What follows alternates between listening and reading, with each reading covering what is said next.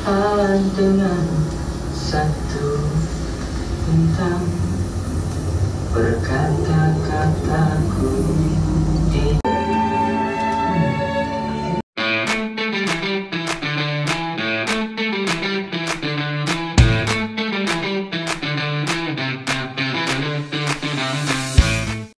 Saya Daniel Kadir.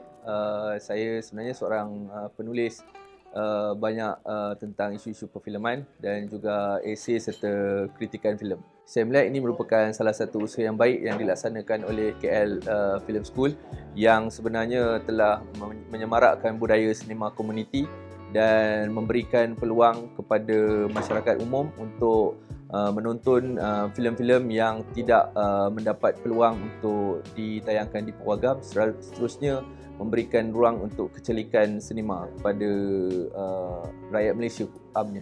Assalamualaikum warahmatullahi wabarakatuh. Saya Syiraki Yahya, saya pembikin filem yang sedang mencari identiti. Saya mendapat pendidikan di UiTM Puncak Perdana dari kos Fakulti Filem Teater dan Animasi, dan sekarang ni baru saja menamatkan pendidikan dalam sarjana budaya dan industri di UiTM.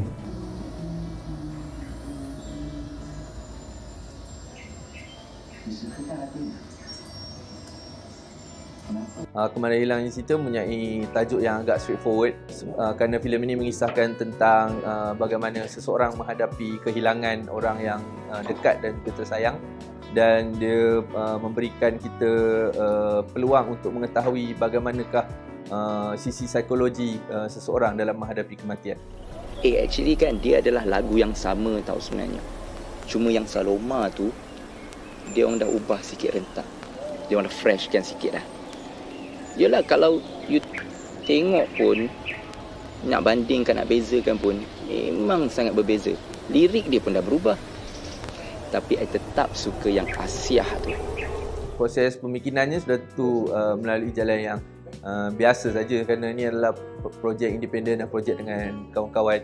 Jadi proses pemikirannya agak ringkas dan mudah, mana kita memang dah ada story, dah ada cerita dan rasa nak buat dan kita buat saja. Kita tak perlu fikir tentang bajet, tentang kekangan yang sebenarnya bukanlah kekangan yang benar pun.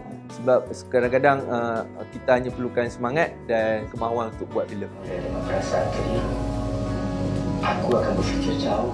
Saya cuba membawakan tokoh-tokoh sinema klasik Malaysia dalam kebanyakan filem-filem pendek saya, dan P. Ramlee merupakan salah satu cara. Ini merupakan satu mungkin peluang untuk saya memberikan pendedahan ataupun kefahaman kepada penonton mengenai tradisi perfilman Malaysia. Sebenarnya tidak ada pertemuan yang nyata soal gaya klasik ataupun moden dalam filem ini kerana ia hanya satu ekspresi yang jelas mengenai psikologi yang dihadapi oleh watak dalam menangani permasalahan ataupun konflik berhubung dengan kematian. Jom kita pergi tempat lain pula nak? Sudah tentu dia ada perancangannya dan kita meneliti dari sudut keterbatasan yang ada, dan saya sukakan visual yang sederhana tapi boleh memberikan kesan. Jadi terhasillah apa yang dapat kita tonton dalam filem pendek saya itu.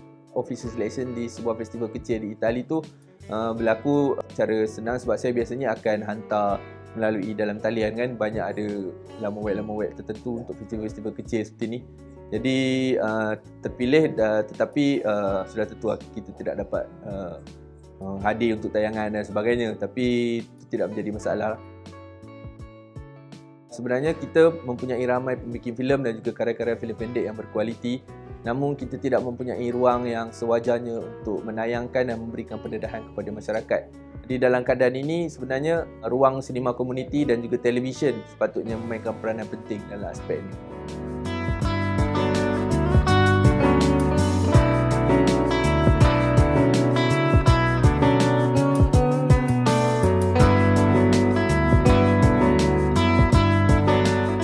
Pemilihan tajuk yang kami itu Surabaya sebenarnya adalah drama-drama yang ada style-style sebegitu. So dari situ saya nak buat ada satu bentuk silikal terhadap drama-drama tempatan.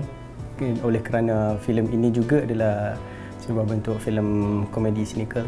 Jadi saya bertepatan untuk saya letak nama Ya Kami Itu Suamiku, dan juga bertepatan dengan filem yang mengisahkan tentang seorang janda yang kematian suami, akhirnya suami dia tidak dapat pergi ke alam lain dan kemudian menjadi seekor kambing, dan bagaimana si isteri ini ingin meyakinkan kepada rakan-rakannya bahawa suaminya itulah menjadi seekor kambing. Kevin masih hidup.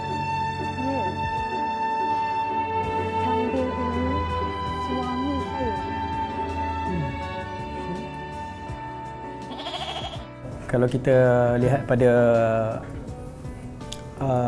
idea dan gaya persembahan dalam filem ini, kita dapat melihat ada 3 watak, iaitu Melayu, Cina dan India yang berbahasa masing-masing, dan ini adalah satu perkara yang janggal dan tidak pernah berlaku pada realiti, kerana realitinya kita tidak faham antara bahasa Melayu, bahasa Tamil dan Cina.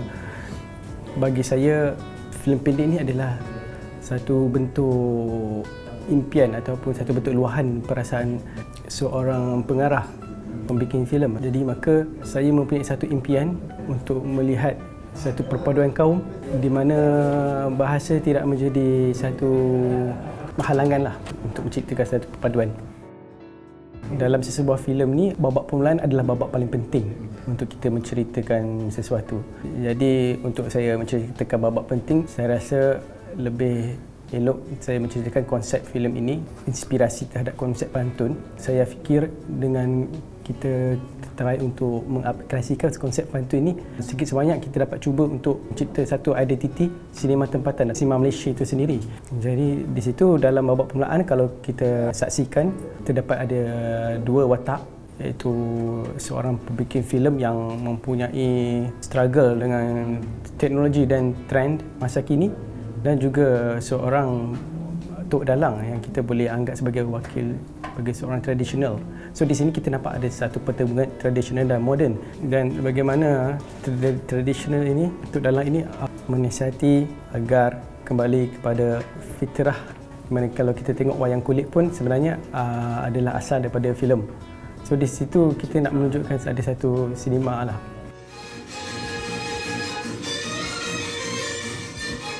Sinematografi konsep filem ini, saya telah ambil inspirasi daripada filem-filem trash, iaitu filem daripada B-movie. Sebab kita lihat filem-filem trash dan B-movie di Malaysia ini, orang tidak ambil satu apresiasi.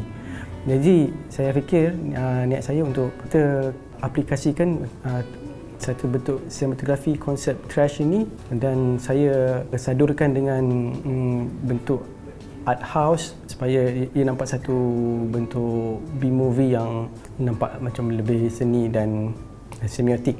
Dalam visual itu saya telah mengambil aplikasi teater di mana kita akan menggunakan banyak blocking.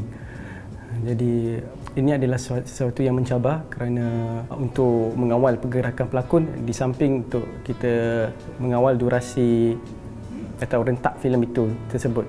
Jadi kalau kita lihat ada yang pace yang laju dan pace yang perlahan. Ini adalah satu bentuk memang orang kata membuat satu style filem pendek yang ada corak yang tersendirilah. Itu sebagai identiti saya. Dia boleh jadi manusia kalau ada perkara yang dia tak redha. Saya lihat karya filem pendek di Malaysia ni agak tersisih kerana masyarakat kita lebih menilai atau lebih tertumpu kepada feature filem atau filem panjang. Di sini saya rasa adalah amat penting untuk kelab-kelab filem di selatan Malaysia untuk membuat satu event filem pendek untuk memberikan apresiasi terhadap filem pendek, dan seterusnya untuk menilai dan mengetahui identiti pembikin filem yang sedang meningkat naik. Jadi di situ saya fikir boleh membantu dalam usaha kita untuk meningkatkan mutu sinema Malaysia, sebab saya melihatkan dengan kebanyakan filem pendek di Malaysia ni menunjukkan identiti yang kuat terhadap budaya tempatan.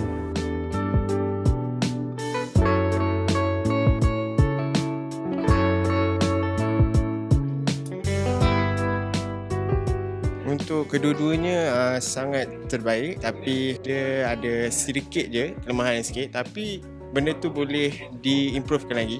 Tapi overall semua kata ada menarik. Dia punya frame, dia punya movement dia punya skrip ada menarik juga. Setakat ni saya rasa yang itu sahaja yang menarik bagi saya. Jadi lagu favourite kita kan. Jom kita pergi. Yeah, this is my first time when came here. So it's I love the two films. It's very quite interesting, and I love the storyline and the visuals, everything. So yeah, it's for me it's the best thing lah. I think it's like it's better to take this film as a real like theatrical film lah. I think I will give a rate like 10 over 10 like that lah for these both films lah. Untuk KLFS punya event hari ini, ini satu program yang bagi saya baik dan harus diteruskan, terutamanya untuk pembikin-pembikin atau bakal pembikin filem yang sedang bereksperimen kan. Kita boleh tengok contoh-contoh sampel-sampel karya-karya yang telah dihasilkan. Dalam masa yang sama, kita menggalakkan pembudayaan penontonan filem itu sendiri. Untuk dua filem yang ditayangkan hari ini, saya nampak ianya percubaan-percubaan, eksperimen-eksperimen yang kandungannya kalau kita tengok tanpa ada panduan ataupun perkongsian daripada filmmaker itu sendiri, mungkin kita bagi interpretasi yang kita sendiri rasa macam apa benda yang kita tengok ni. Tapi bila kita dapat perkongsian dan kita berkongsi dengan audiens dalam acara ni, kita dapat belajar something, belajar tentang statement, tentang vision dan juga mengapa mereka menghasilkan filem yang sedemikian. Harapan saya agar yang ini diteruskan, sebab kita perlukan, kita tidak boleh bergantung kepada sinema komersial semata-mata. Kita perlu perbanyakkan program-program yang bersifat komuniti dan juga sinema yang independen sebegini untuk menyemarakkan budaya penontonan, apresiasi filem dan sebagainya.